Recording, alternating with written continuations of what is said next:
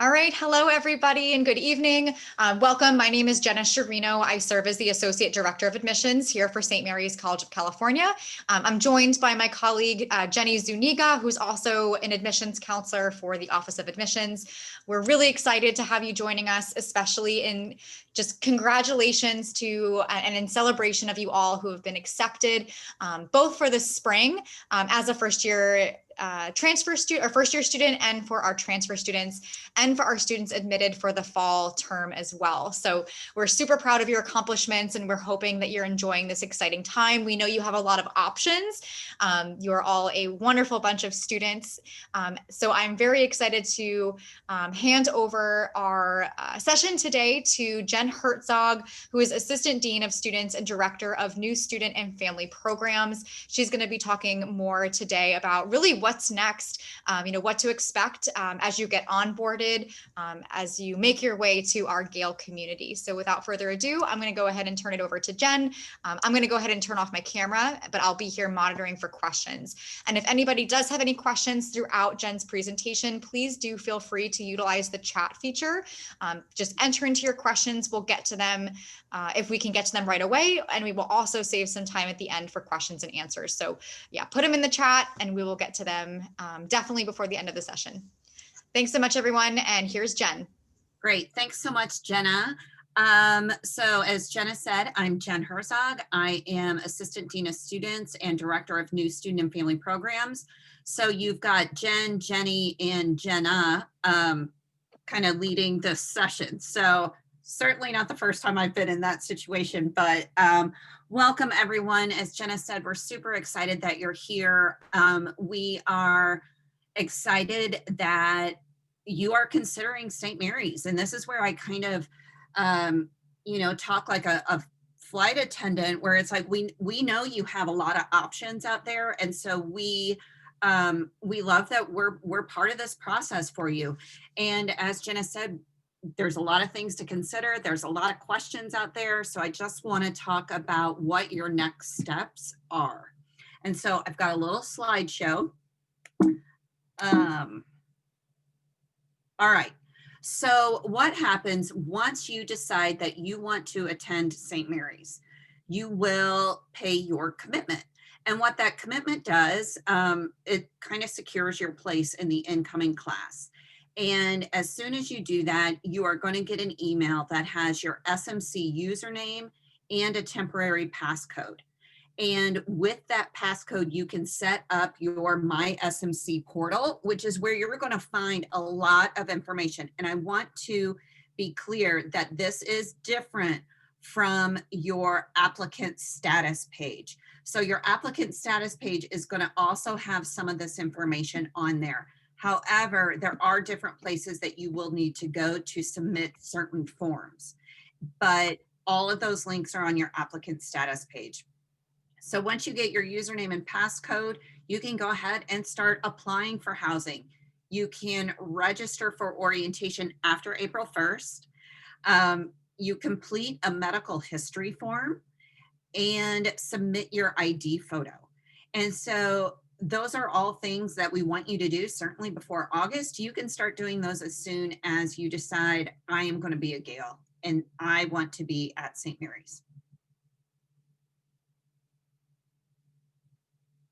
All right, so as I said, one of the things that you will do is register for orientation.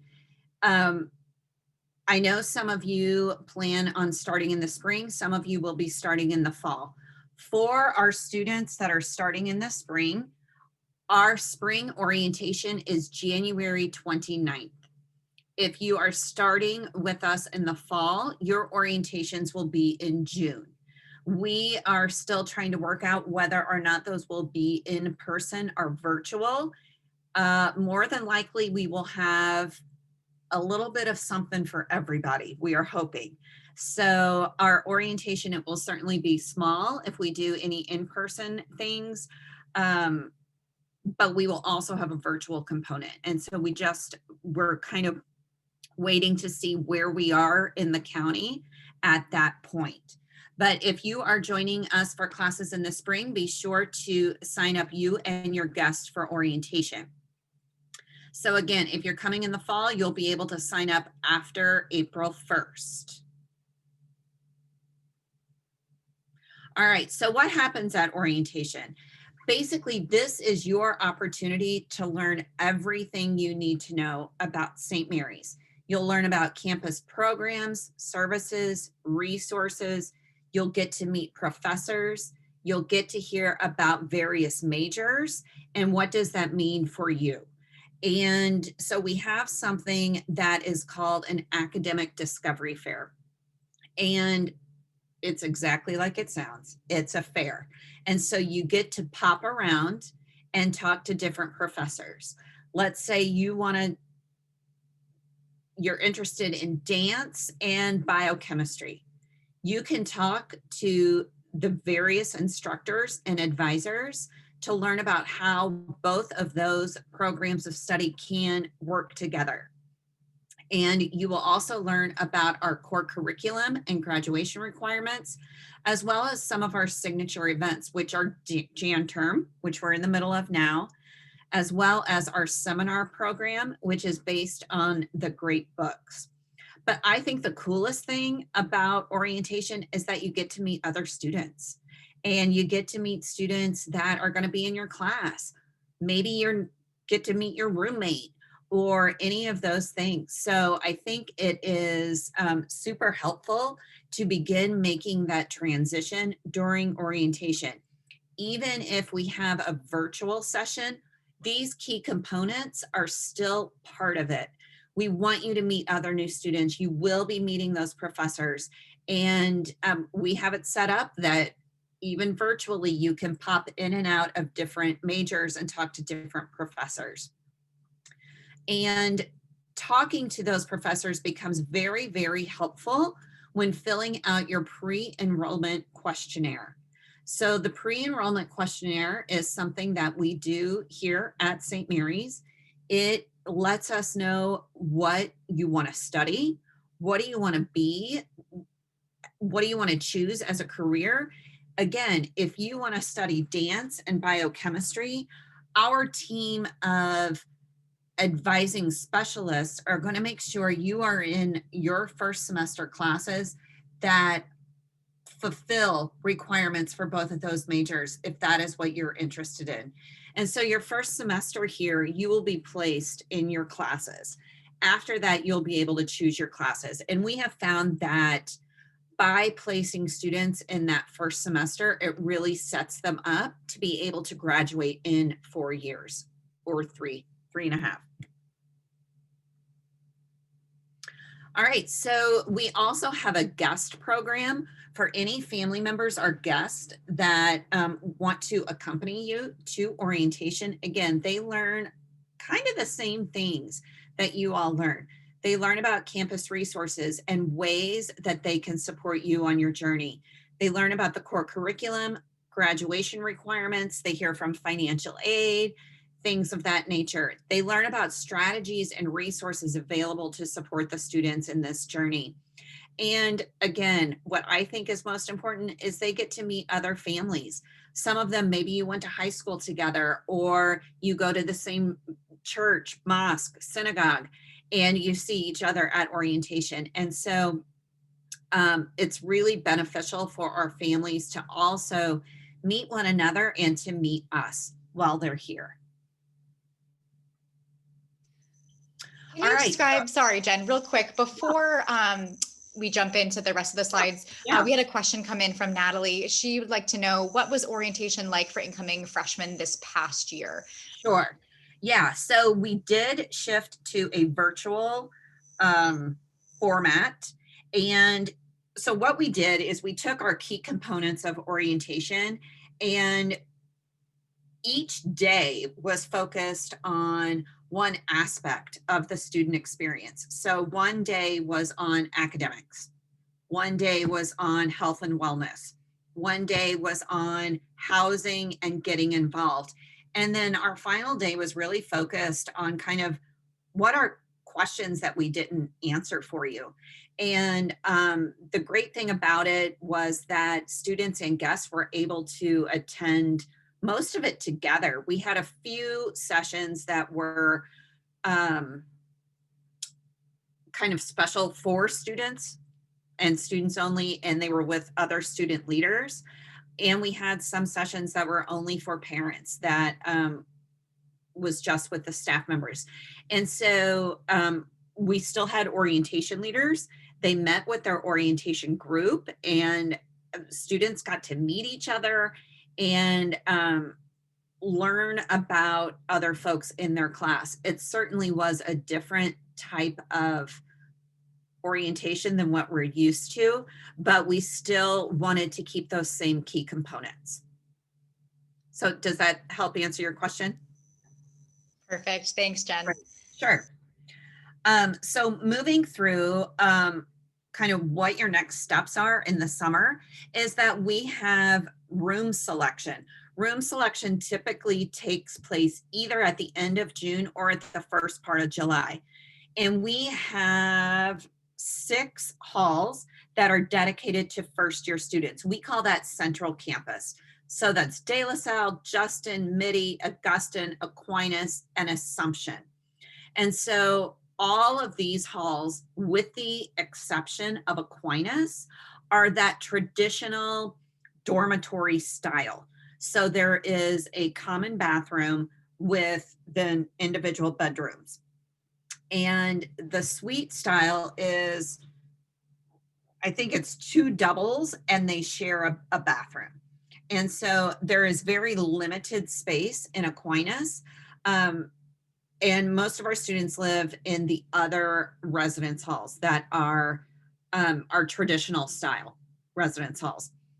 So your amenities, you get an extra long twin bed, a small dresser, desk, 1 closet per resident, cable, Wi-Fi, and laundry facilities.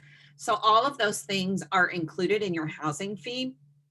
And all first year students are required to have a meal plan, which provides, there's a couple of different meal plans that you can choose from.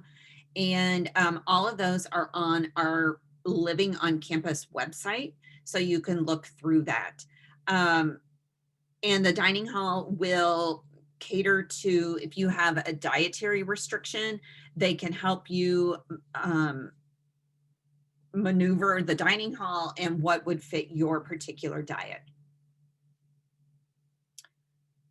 Okay, and I also want to talk about that each resident hall, each floor has at least 1 resident advisor, which is an upper class student who is a student leader, and they're basically there to build community. They are there to make sure folks aren't necessarily breaking the rules, but really more that those rules are being adhered to in order to build a community within that hall, to provide a safe, quiet place for everyone to live and study.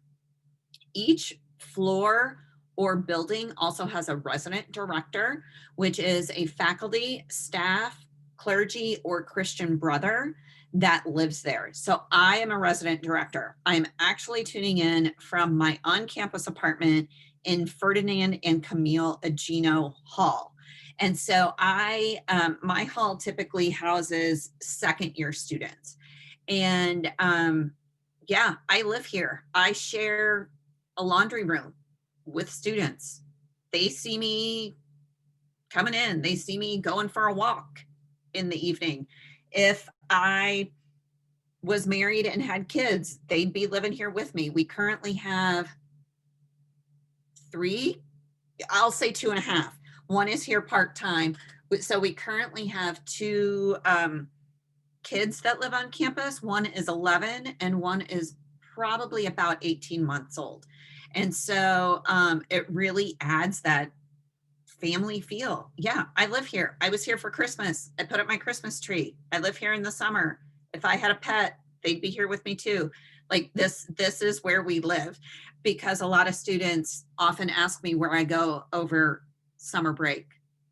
And I'm like, well, I live here. They see me going to the post office and getting packages just like they do. So this is where we live. And it's really great to be able to live with students. I think it makes us really real to you all. Yeah, when you see me doing my laundry, it's pretty real. Doesn't get much more real than that. I'm usually in slippers and sweatpants. Jen, we had a question come in about, two questions actually came in about room selection and housing on campus. If you want to live on campus, either for spring or for fall, will students be guaranteed a dorm room? All first year students are guaranteed. And particularly if you want to live on in spring, absolutely. Yeah. Perfect. So yeah, for any of our spring admitted students, either transfer students or first year students, you can definitely have a place to live on campus. For fall, yes, we generally require and do strongly encourage all of our students to live on campus for the first year. And then one last question regarding housing that came in is, how do you know which hall you want to live in? Any tips or Yes. suggestions for residence halls? Well, all of our residence halls are fabulous. I'll just say that. Um, because a lot of students ask, what's the best one? Well, they're all different a little bit. And so I think what I would do, first of all, if you are able to, I would come to campus for a tour. Jenny, you all are doing in-person tours, like one Yes. family per tour? Yes, two Yeah. tours a day, one family per tour at 10 a.m. and 2 p.m. January is completely filled. But we have a handful of spots left for February. Yeah, so I would recommend doing that if you're in the area. We also have drive-through tours. There are some virtual tours on our website. And if you go on Living on Campus, you can see the floor plans of each of the halls. You might need to dig a little bit, but they are there. And so Living on Campus, and it's all about first year housing. There's packing lists, there's all kinds of things. And so it's just really kind of what you want. You can look at the floor plan.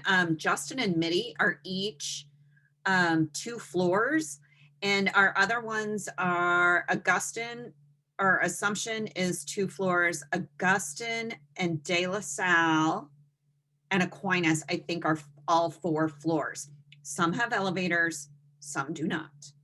And so De La Salle, Augustine, and Aquinas are all original buildings to campus. And so they were built in 1928. Does not mean they have not been updated since 1928, but they are a traditional style residence hall. Okay, any other questions? All right. Yes. Yes. Do Okay. the dorms have air conditioning? Sadly, no, they do not. That is why we say we put a small fan on your packing list, because it can get pretty hot. However, there are places on campus that have air conditioning. The dining hall has air conditioning. The chapel does not have air conditioning, but it's always super cool in there. The library, some of our study commons have air conditioning. And so, again, I live on campus, no AC. I feel your pain. I get it. Sometimes I just get in my car and drive around so I can have some AC. But those days are pretty few and far between. And so, yeah, I would really recommend bringing a fan, and you will learn pretty quickly how to keep your room cool. So for example, like I said, I live on campus. I have found if I keep it shut, keep the blinds closed, don't even let the heat in, it will usually stay pretty cool. And so you'll learn ways to keep your residence hall cooler. Thanks. And then just to answer a question myself, I mentioned that we have campus tours currently twice a day. We do post tour availability month by month, again, because the current pandemic is so uncertain still. So the calendar is released month by month. So March should be posted by the end of or middle of February, I would say, beginning of February. So just definitely keep an eye out for the website to monitor when tours are available. And yes, classrooms do have air conditioning, most of them. Most of them. Yes. All right. So I want to talk a little bit about move-in. So move-in is usually my favorite day of the year. And so I've included pictures here of some of our more traditional move-ins pre-pandemic. And I also included a picture of move-in this past year in August in the middle of a pandemic. And so it looked a little bit different, but at the end of the day, all of the students got moved in and moved into their residence hall. They got to meet, all of our first year students are living currently in singles because of the pandemic, but they had an opportunity to meet folks on their floor. They got to meet their RA, things of that. And we went into a virtual weekend of welcome. And so these are some photos. I apologize, the one up on the right is a little blurry, but the way that it worked this year is that students basically, we had a test at move-in. So once they were cleared, they were able to go to their hall. They tested again later that week. And then they had three COVID tests throughout the fall semester. And so we did that again in the spring. Students were tested at move-in on a Sunday, then again on Thursday, and they will test throughout spring semester.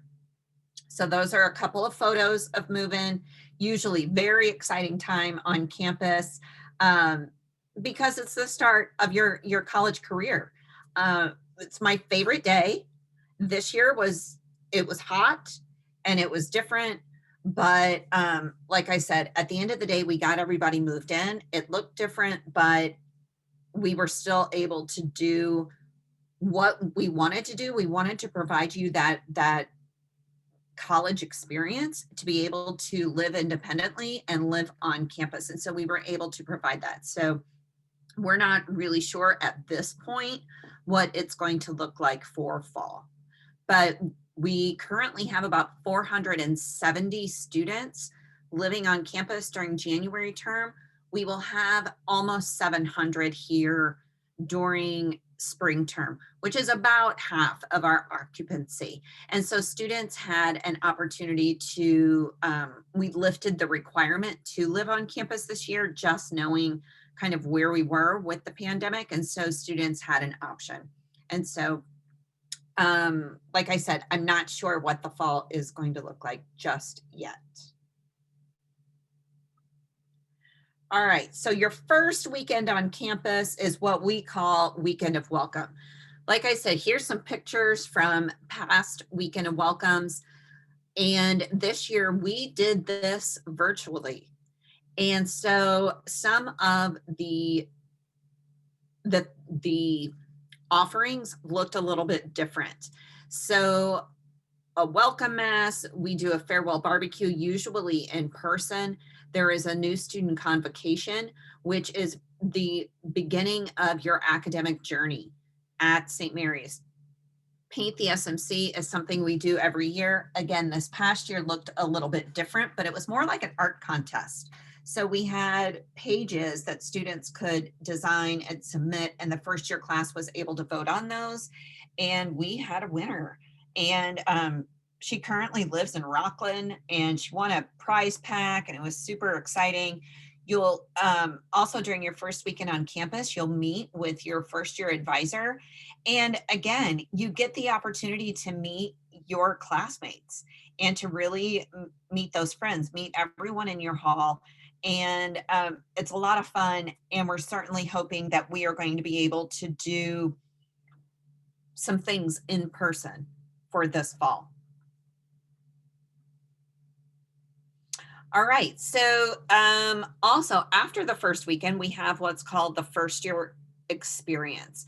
So some key pieces of your first year experience. There is an involvement fair where all of our clubs and organizations, campus departments, leadership opportunities, everyone is there talking about ways that you can get involved with them.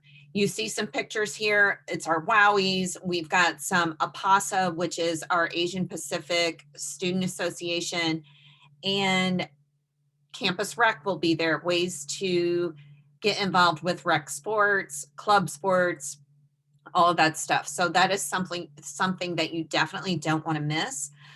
First year Olympics is a huge tradition here. Again, this year it looked a little bit different. So it wasn't the entire residence hall that came out and competed against each other. It was one representative from the hall that participated in each event. And so, again, just because it looks different doesn't mean that it doesn't still build that camaraderie, that school spirit, that sense of hall pride. And it's just fun. And so a couple of other things that you can read about. First year, first six is your first 6 weeks on campus. And so it is a series of programs that happen across campus, everything from Museum of Art to this past year, we did a voting drive. It's a number of things. So if you want to see it, chances are it will happen within your first 6 weeks. All first year students, we do a common reading program, and you will all read the same book and discuss it during weekend and welcome. We basically do this as a precursor to your seminar classes. So you'll all read the same book, you'll talk about it with a student leader, and we'll talk about it and reference it throughout your first year on campus. Every student at St. Mary's has a success coach through our Student Engagement and Academic Success Center. And so this is not just for first year. Your success coach will be with you throughout your entire time that you're at St. Mary's, and they can help guide you. It's a touch point, right? So they can help you if you're having any issues with financial aid, with getting connected, with getting in touch with your advisor. They really kind of help guide you through any type of situation that you're in. You also have an academic advisor, which is in your area of study. And your first year, your academic advisor, you'll meet them during your weekend and welcome. And then the academic advisor will be someone within your area of study. So chances are that will probably change at least one time while you're here. Jen, do you recall any in the past few years what some of the summer reading books have been, either authors or titles of books? Yeah.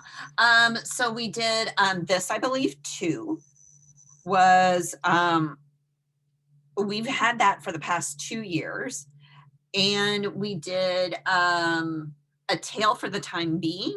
I don't know if anyone's read that. We've done that one. We've done Breakfast with Buddha. We've done Breakfast at Sally's.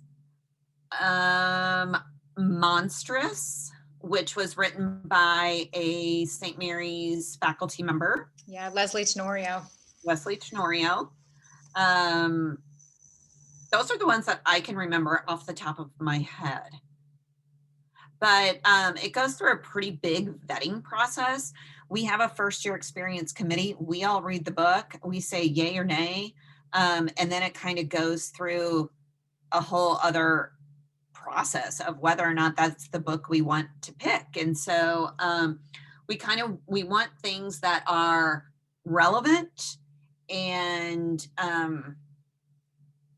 things that you're going to like to read, right? So this year, definitely something that we're looking at is something that's available in an ebook as well as hard copy. And so that was a bit of a struggle this past year because the book that we chose was not available in an ebook. And so we had to mail out 600 books. So that was super fun. But you don't need to worry about the book right now. We will select that book, and if we'll get the book to you.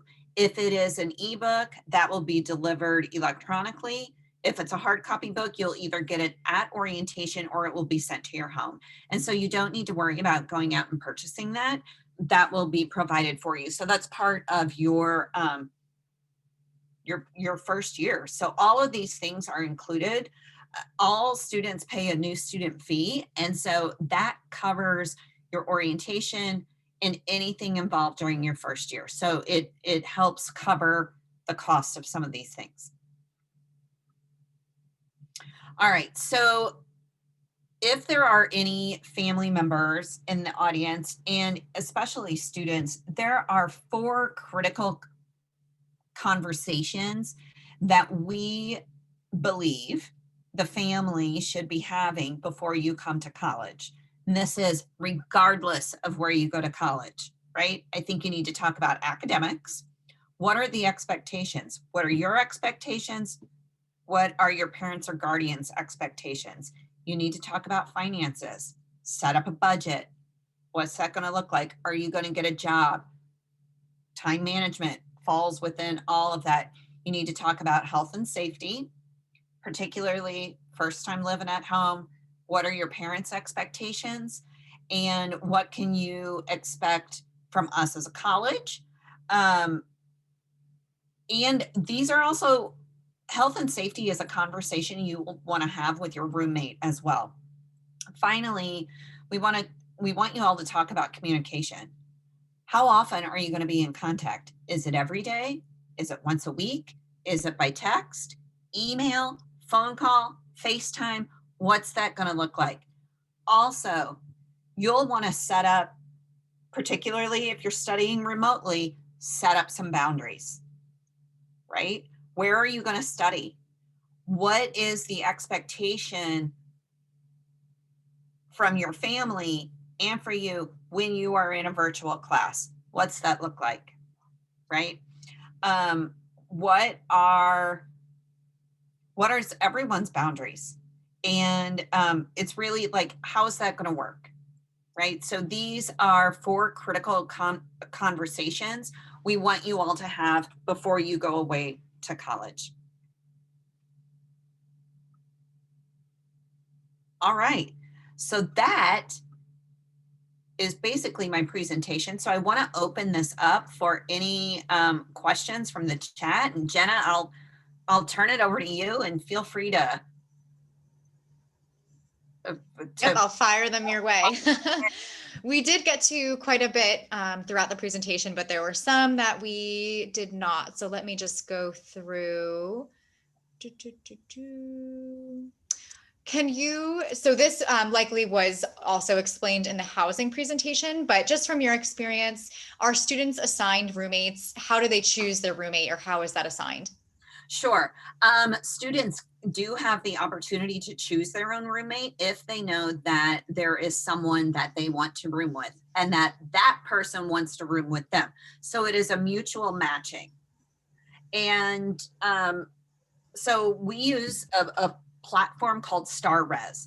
And if, let's say, Jenna and I went to high school together, we're totally BFFs and we're going to be roommates. I go in, I pick Jenna as my roommate, and Jenna then goes in and picks me as her roommate. Okay. Again, this is where that conversation and communication needs to happen, because if Jenna doesn't want to be my roommate, she needs to let me know. Right.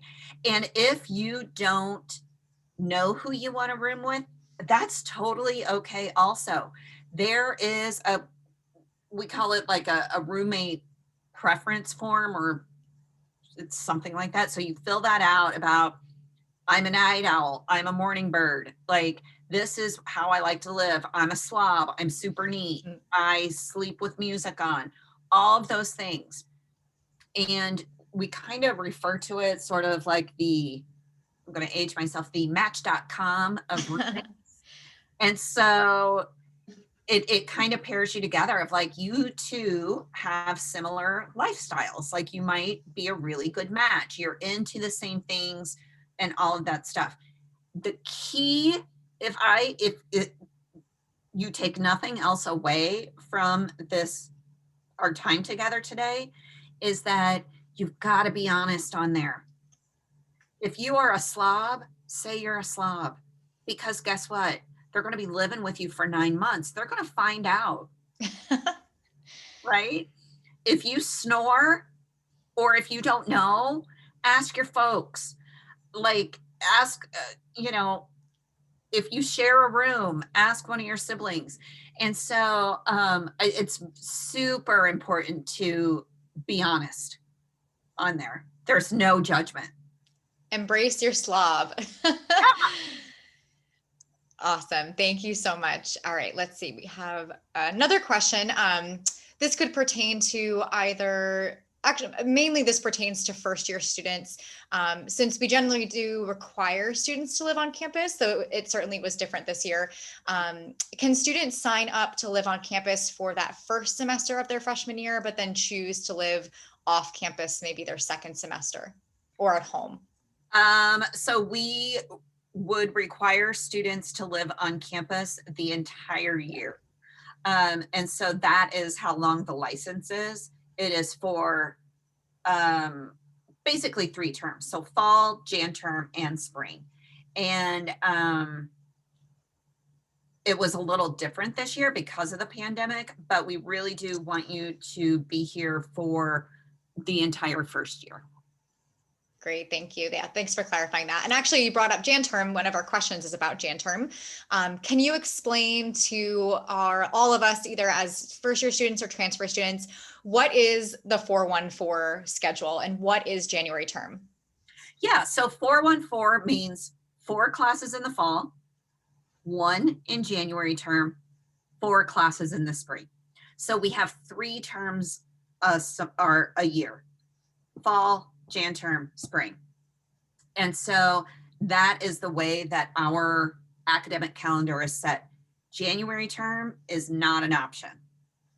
Everyone has to take some class in Jan term. And so, like I said, we're in the midst of it right now.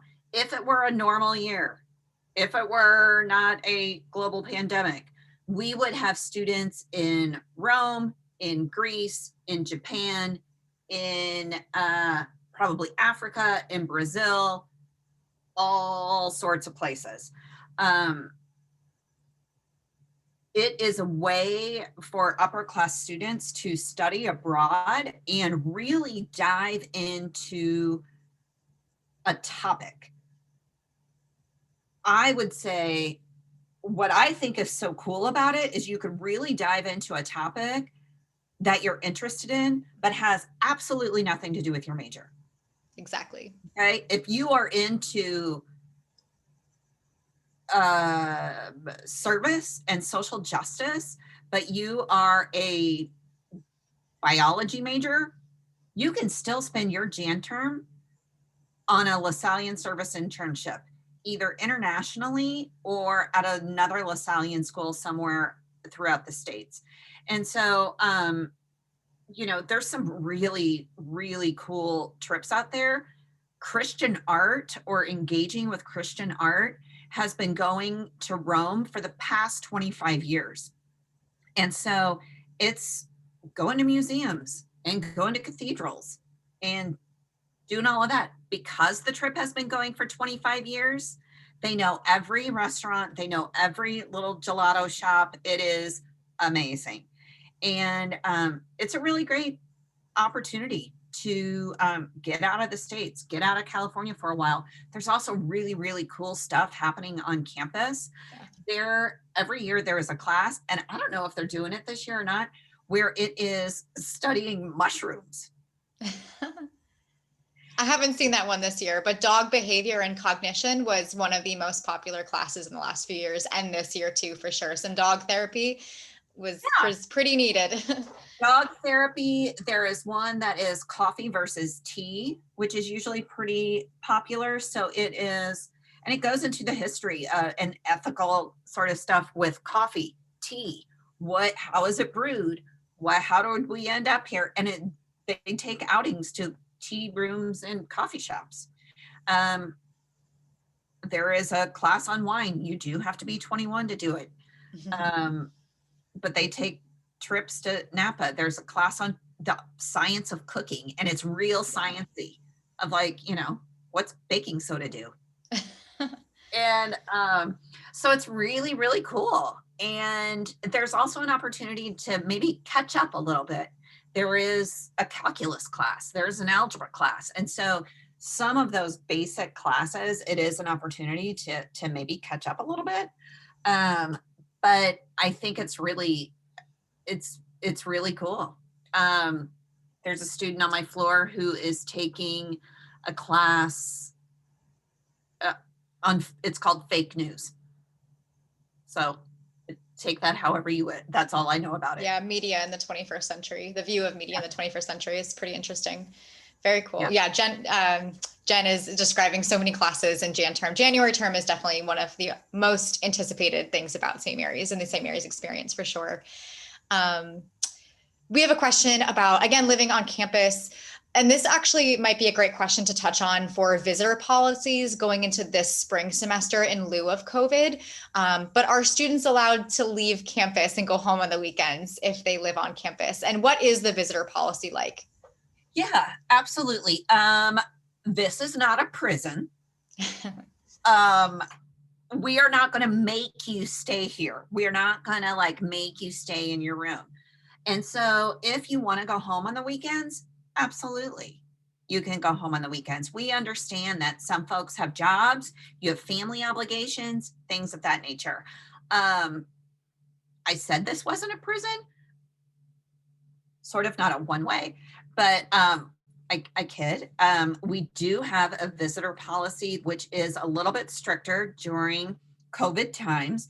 So if you're living on campus, the way that it stands right now, I'll tell you exactly kind of how it is today, is that students have to register any guests. Mom and dad are coming to pick you up. You need to let us know. So you've got to register any guests 72 hours in advance, and they're put on a list to have access to campus. And so that's really where that is. Students, so off-campus students right now are only allowed on campus for work, or if they have some type of lab. They've got to be pre-approved. They've got to have a reason to come here, because what we're trying to do is form a bubble with our residential students. And this goes for me too. If I want my friends to come over, I got to register them at the gate. And so that's really how it is. We have something called a daily health screening that everyone who comes to campus needs to complete before they're allowed on campus. And it's basically like, are you feeling good today? Do you have a fever? Do you have a cough? Are you showing any symptoms? No. I get my green check mark. I'm good to go. And so that also will apply to any guests. But if we were not in a pandemic, students who live on campus are allowed guests. Again, we encourage students to check with your roommate about, do you care if I have a guest? There are visitor policies within the residence hall about overnight guests, particularly if they are the opposite sex. No overnight guests of the opposite sex. Thanks. All right, moving on. We had a couple more questions come through. Sorry, one moment. That's okay. Oh, speaking of, so Jan term as well, this is a great question actually, and we might be able to touch on quarter credits here, but Serenity would like to know, are you limited to taking one class during January term, or can you take more? Oh, Jenna, you might need to help me with this, because you are allowed to take one credit or 1.25. One credit, you can take a quarter, 1.25 as an additional credit class. Okay. Yeah. So one class equals one credit. Yeah. At St. Mary's. And so we have some classes that are called quarter credits. So at a school that's on the Carnegie system, where each class is maybe 3 or 4 credit hours, that class may be 1.5 to 2 credit hours. So here it's a 0.25. And so you are able to take quarter credits. So quarter credit might be, I teach a leadership class. That's a quarter credit class. Meets once a week for like 2 hours. And maybe a fitness class or an archery class. Some of those are quarter credits. And so I think there's some opportunities to really talk with your advisor about what fits into your schedule and your interests and what is going to keep you on track to graduation. Definitely. And students also, with the advisement of their faculty advisor, their mentors, could also design an independent study during January term. So that's usually done instead of taking a class. Usually students will actually design their own independent study with advisement of a professor. But I do know some students that have done potentially research or even an internship during January term as well. Perfect. Let's see. I think we might have gotten to all the questions. Oh, actually, we had a great question that's perfect to conclude on, if nothing else comes in the meantime. But how would you describe St. Mary's in 3 words? What words would you use to describe St. Mary's? Oh my God, that's a good one. um,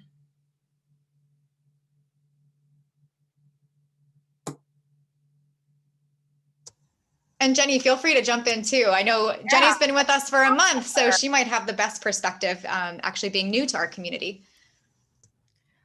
I think I can add on by saying maybe inclusive, community driven. That's some of the ones that I can think on top of my head right now. Yeah, community comes to mind. Beauty comes to mind, both physical, intellectual, spiritual, like whatever beauty is for you. I think all of that beauty is available here. And I think, and I think our core curriculum and our seminar program is one of the coolest things that I have seen. When I interviewed here and I saw a seminar classroom and they told me about it and what it was, I was bound and determined that I had to work here because it was the coolest thing I had ever seen. And there's not a lot of schools that offer that. And so I think it provides students, by the time a student graduates here, their critical thinking skills and the ability to debate and to be able to back that up with facts from a reading or something they watched or saw. It's amazing to watch them discuss things. And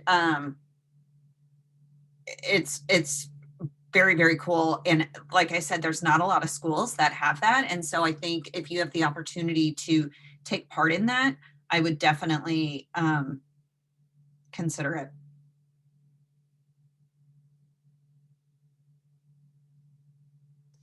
Thank you. And we had a question that came up about seminar and great books. So I'm about to include just the link to the collegiate seminar program at St. Mary's. I know we talked about that earlier today, but St. Mary's does have a course which models the great books, which is very exciting. So really engaging in that deep level of thinking across some of the most worldly primary texts that have really pushed us to, exist in this society today and challenges us to think differently and to think critically.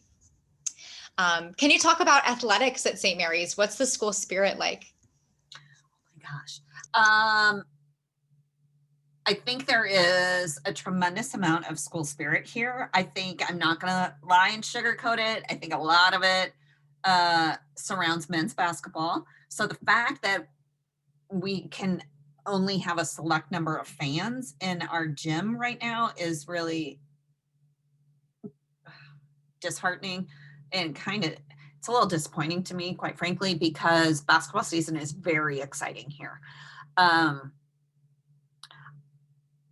think that students really, really like their experience here. I think that they are proud to be here. I think they, if they meet anyone that doesn't know what St. Mary's is or where St. Mary's is, they're just kind of like, how could you not know who we are? Like, we're so awesome. How could you not know about this? And so I think there is a tremendous pride and a tremendous sense of unity among our students because they go here and they're Gaels. And that is, they're proud of that. And I think they know what it takes academically to be here, and they support one another. And I think the school spirit is pretty amazing. Yeah, that describes it perfectly. I always say small school, big heart, big connection. Students are proud to be Gaels, exactly as you said. And I think that's a great way to end tonight's session. This has been really inspirational. I'm excited for you all and your next steps. I hope you all are excited and you walked away and you're taking a lot of information with you as you navigate the coming weeks, the coming months, the coming year, whatever your timeline might be. Thank you all so much for joining us. It's been a pleasure to share more about St. Mary's with you. And please let us know if you have any questions. Jen had her contact information on her slide, I believe. I'll put it in the chat. Perfect. And then our Office of Admissions is open. You can call us or email us, and we're here to help you any step of the way. So thank you so much, everyone. Please have a wonderful rest of the evening, a great rest of the week, and we will hopefully see you on campus soon. Great. Stay well, everyone. Take care, guys. Bye. Bye.